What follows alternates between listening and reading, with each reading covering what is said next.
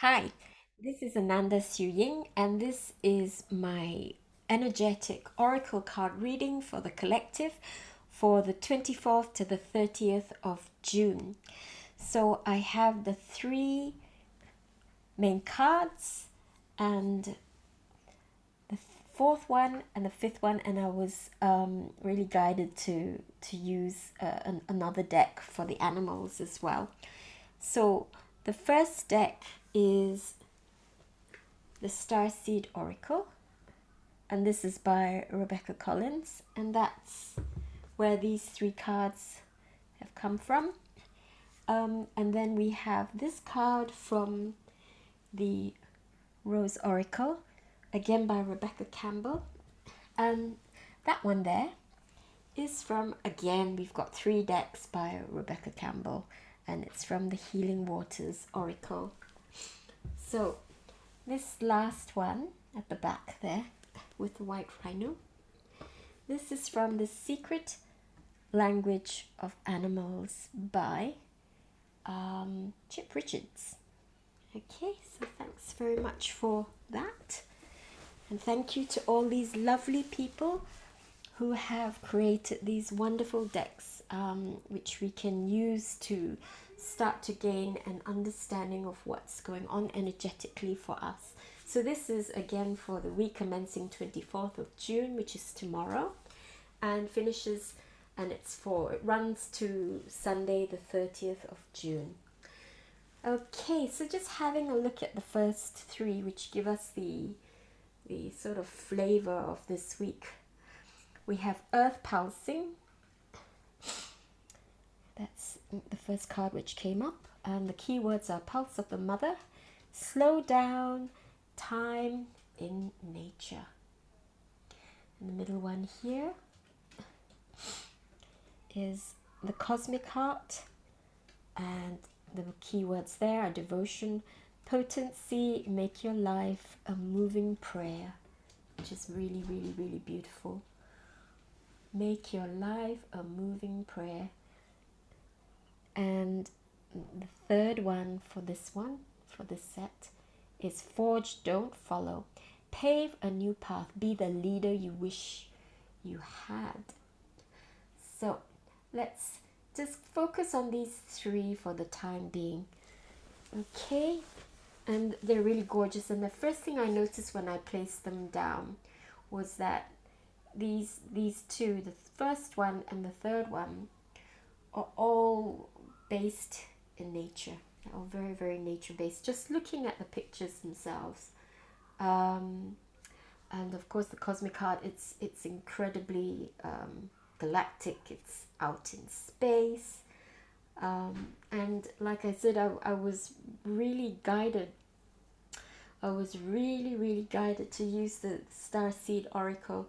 On Friday, I ran a live online group Reiki session, and sometimes there's some messages which come through, and it was for the full moon and the solstice, and there was quite a strong message that there would be a lot of opportunities for us to begin to remember all the other planets and the constellations we may have spent time in, or aspects of our soul have spent time in this galaxy, and also for some of us perhaps not just in this galaxy, other galaxies as well.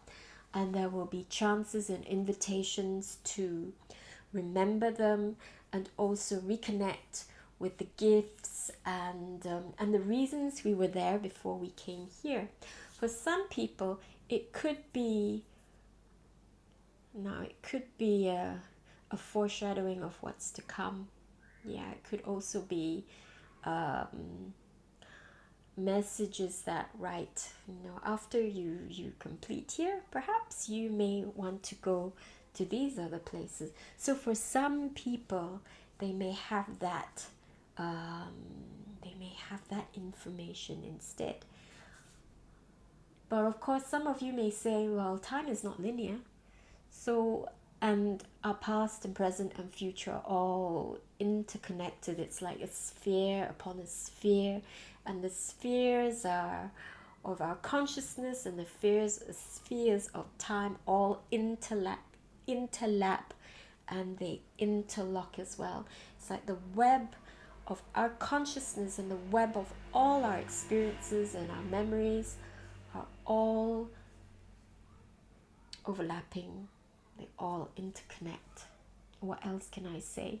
All the threads, they sometimes cross each other, and it's not just on one plane. When you look at a piece of cloth, it's three-dimensional and it's multi-dimensional.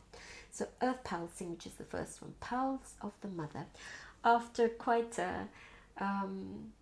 probably quite a charged start to the month of June, coming through from all the solar flares in May, perhaps it's time to allow ourselves, or we're being invited to slow down, spend time in nature, ground ourselves, allow ourselves to integrate everything which has occurred for us, and all the activations perhaps that some of us have been invited to receive will start to really make their way through our energy bodies and then into the physical body as well, into matter, which takes a little bit longer. And as that starts to spin and to rotate and to work through all various parts of the energy bodies, again, so multidimensionally, not just three-dimensionally, we need to just allow some time for this to come through, to embody, to anchor. And so I always find that being out in nature, besides being incredibly healing and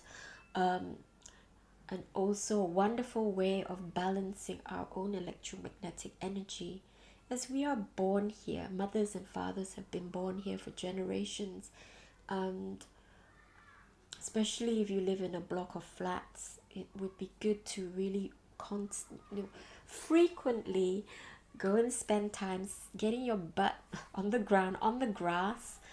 You can have a nice mat made from natural fibers, and just reconnecting with the earth, feeling your heartbeat, and then feeling all the pulses and the communications and the energy of the planet.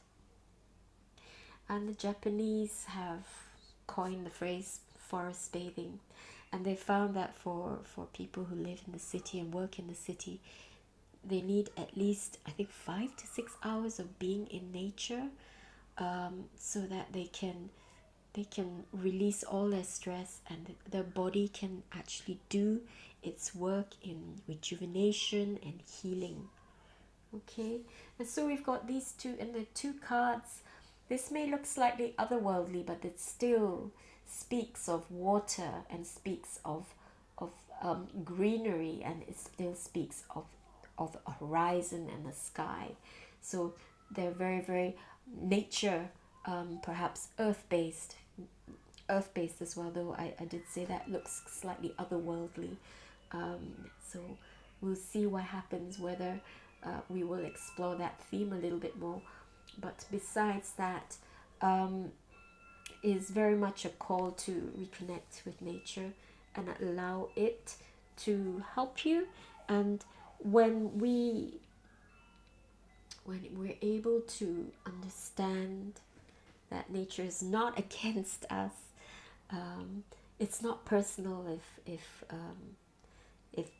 the vegetables just don't go this summer because the weather's been crazy, or if you get stung by a bee, or something which is part of nature seems to hurt us. It's not personal at all, and nature is not out there to get us, and it's not survival of the fittest either, which is wonderful.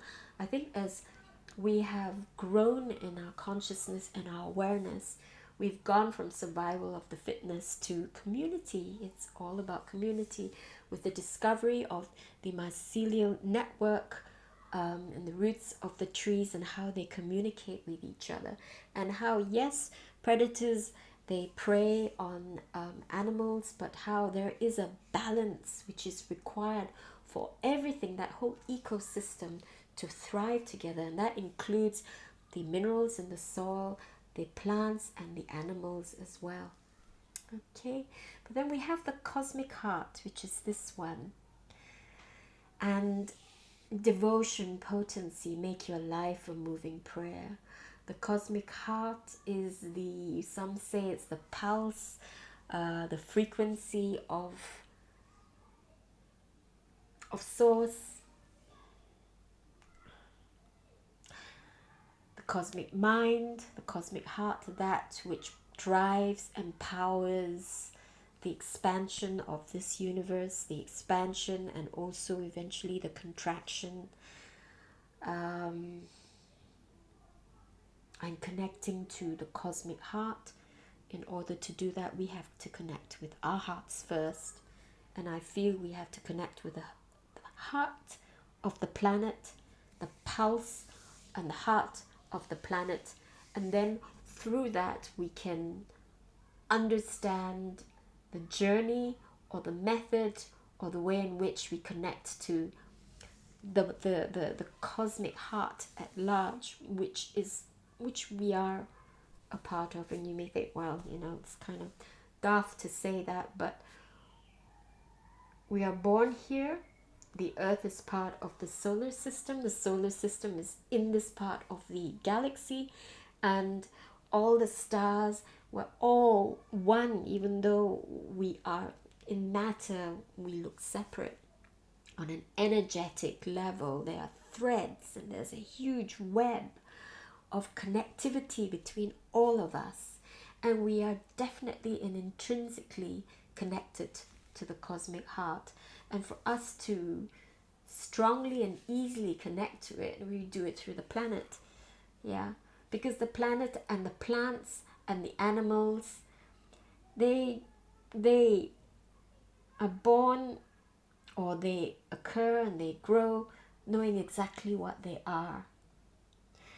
For humans, we are born and we discover, perhaps, especially at this time in our history, we have forgotten who we are, perhaps through the way we have been parented, the way society is, the whole collective consciousness of humanity on this planet. So we've kind of lost our way. But the animals and all the plants, they haven't lost their way. The planet hasn't lost her way either. She knows exactly what she is, who she is, and what she's here, and what she's doing. And so by connecting to the planet, it educates us. That's one way to put it. It educates us. It reminds us who we are. It reminds us what we are doing here, why we are here. And hence all the shamans and so many sacred rituals are enacted in nature. Yeah, unsullied nature in the wild, which has not been cut down and destroyed by our development.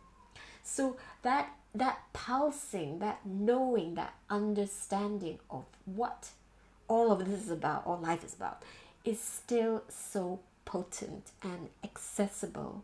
Okay, it's completely accessible there. So we can connect with the cosmic heart and the pulse of this universe and the pulses of all the multiverse through our connection with this planet. Yeah, and it's so incredibly healing. It's so incredibly healing. You may find that you have to deal with fear of bugs, perhaps, fear of bees, or fear of wild animals, or fear of the dark shadows in the woods. So you may have to work through that, yeah, to gain confidence, and you may have to do it slowly. But if you have a garden, or if your friend has a garden you really enjoy, or if there's a lovely park or woods close by, just bring your lovely blanket and a pillow, perhaps, or bring a few friends.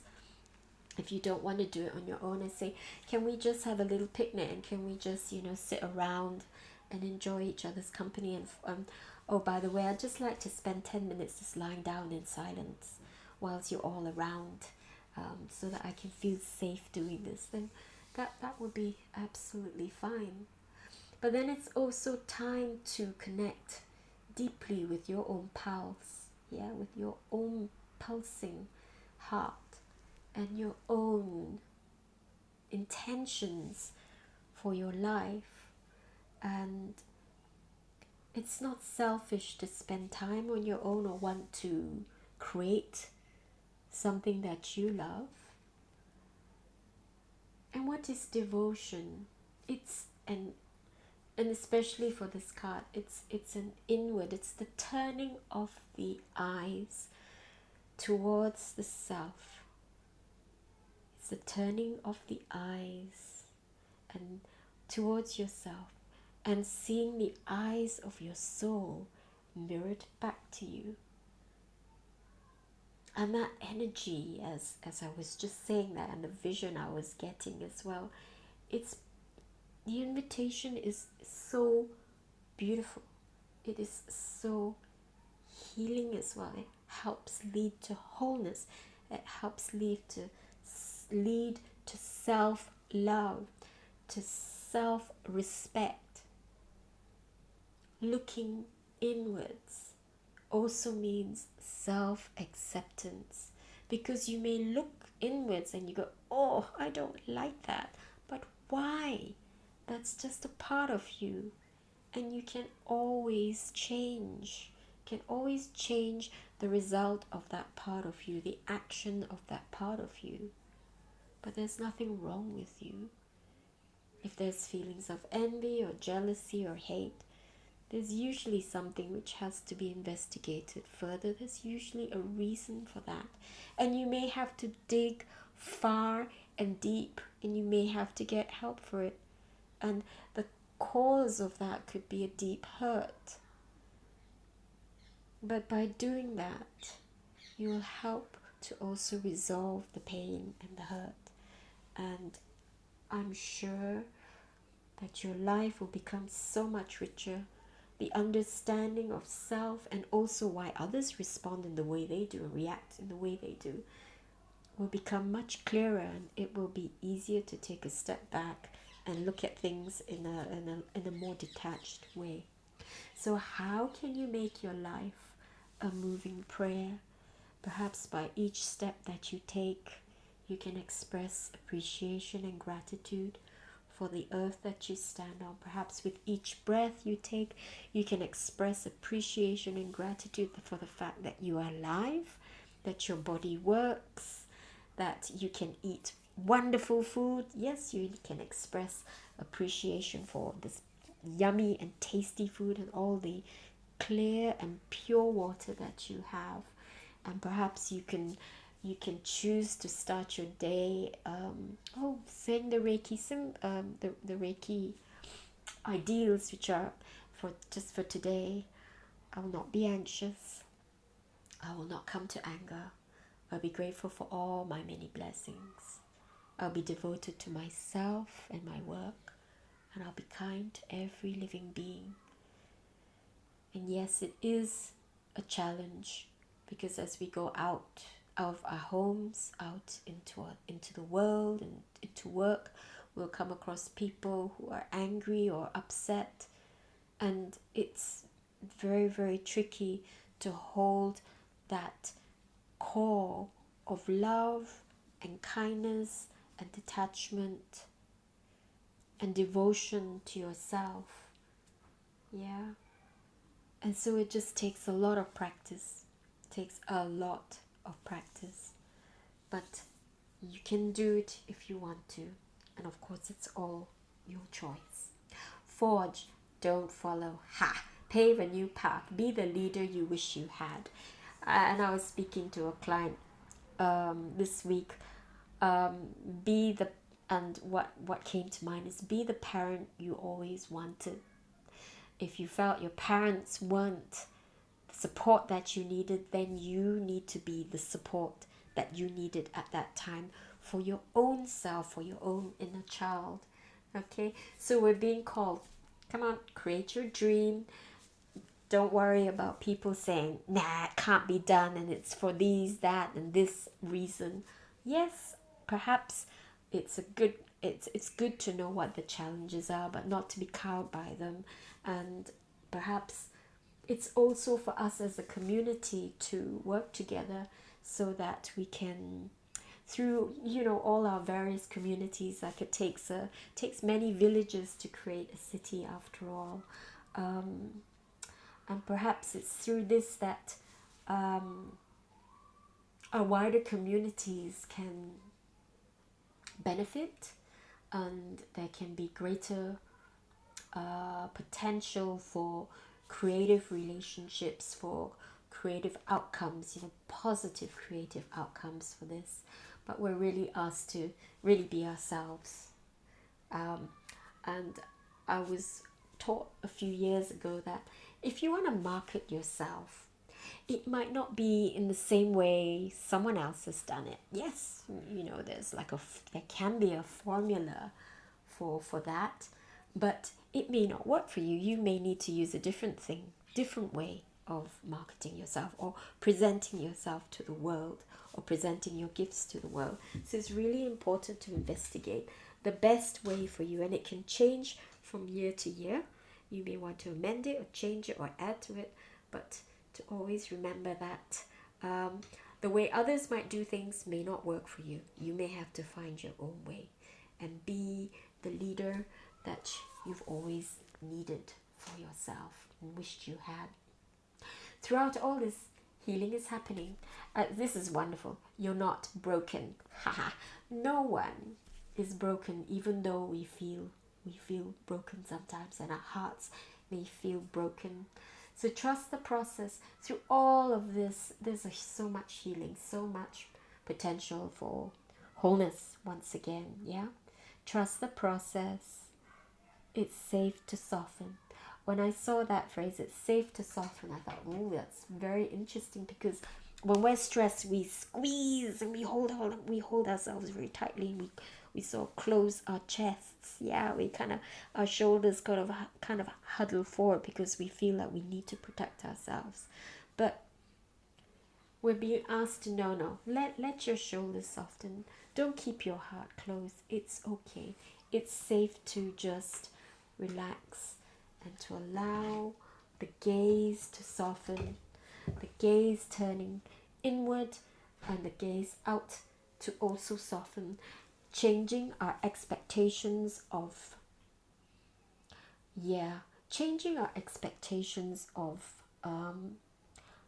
what we expect from the world.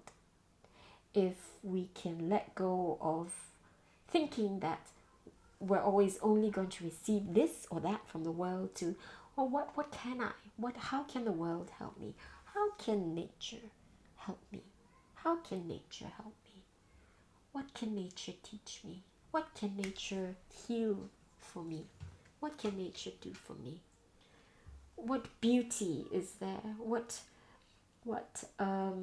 creative ideas can come from this? And so allowing ourselves to be open to all the potential insights, the potential meetings, the potential signs and communication from our own sort of inner wisdom, and also from the universe, from the spirit guides out, from nature. What is nature saying to us? Nature is singing all the time that we're all one. You're part of me and I'm part of you. And as you hear the birds sing, that's for you too. Yes, the scientists all say, well, they are reinforcing their boundaries and they're telling other birds, keep away, this is my territory. But what they're doing is they're also setting up their space for themselves. And the world is singing all the time. And it's also inviting us to come and join in. It's not just setting boundaries and physical boundaries or limitations. It's not that. It's an invitation to come and dance and sing and join in, partake of the abundance. We're in summer now. partake of the abundance and find joy and beauty in all the small things and even the big things. So, water codes, how are we helped? What else is coming through? Ancient wisdom. We are reminded that the intelligence is within us. We have so much water in us, and water holds memory. And water has existed here on this planet for a long time. And that is another way of connecting to our own inner wisdom. It's through our waters. Okay. Also, I would say through blood. But that's another, that would be another investigation. So it's very old knowledge, waters from, I think the scientists feel that the waters on this planet have come from around this planet. And so there's a lot of galactic wisdom in that, all galactic memories. And perhaps that's kind of partly why I was really felt called to use the Starseed Oracle as for the three main cards here. But it's a reinforcement of a lot of memories from our lives beyond this planet. Okay, but also it's like what this planet is all about. Why there was the invitation to have souls like us incarnated here, and the reason for water coming here in such quantities and creating oceans. So there is a memory and a reconnection with that. And I can't tell you exactly here what it would be, because it's going to be different, probably different for everyone. But water is life, water is coding. When it freezes, you have these beautiful geometries, generally six-pointed hexagonal geometries when you look at frost and frozen waters, and how emotions and thoughts affect water and the shapes and the energies it carries. So I feel very much that at this time in our history, we need to remember all the old civilizations of love, of abundance, of great creativity, great knowledge, memories, old memories of initiatory rituals, of activations, of angelic codes, of galactic codes stored in them, and connecting with them through meditation, being immersed in the seas, going out in nature, perhaps going by lakes, by the sea. Glacial lakes will be amazing as well, but also the seas and the oceans, getting your feet in the water. So whether it's salt or fresh, it doesn't matter. Be going by waters, perhaps even going to Glastonbury to the springs and partaking of the waters, and then connecting with all of that energy and all of the coding which comes through. So lastly, white rhino, beautiful, and it brings stability, confidence, steadiness, and abundance. These poor creatures are almost extinct, and they're really beautiful and amazing. They've got quite hard, thick, armored skin, and so it's bringing in some protection for us. Even though we're asked to soften, don't worry, you're stronger than you think, and there's a lot of support here, and there's a lot of protection. as you weave your way through all of this, through connecting with the earth, the cosmic heart, and following your heart, connecting with all these codes which have been creeping through once again because our consciousness has become more and more open to it. So there's that invitation, and all this time we are becoming more and more whole as we remember ourselves and remember that we're part of everything, part of the infinite, the always. Okay, so thank you very much for joining me. I hope that was helpful. I think there's going to be a lot which is going on once again. I think we've got a very charged final week of June before we come into July. But yeah, I think it's going to be amazing. And there's going to be lots of sunshine in London, so that's going to be amazing too, finally. So thank you very much.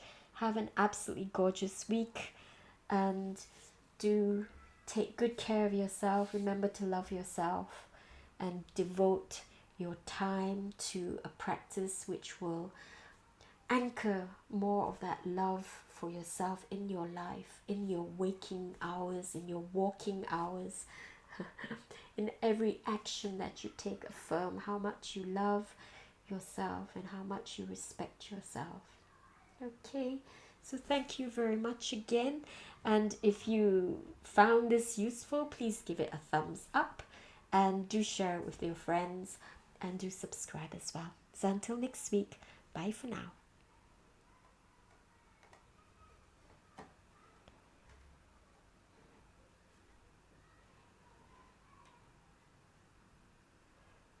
Oh, here we are.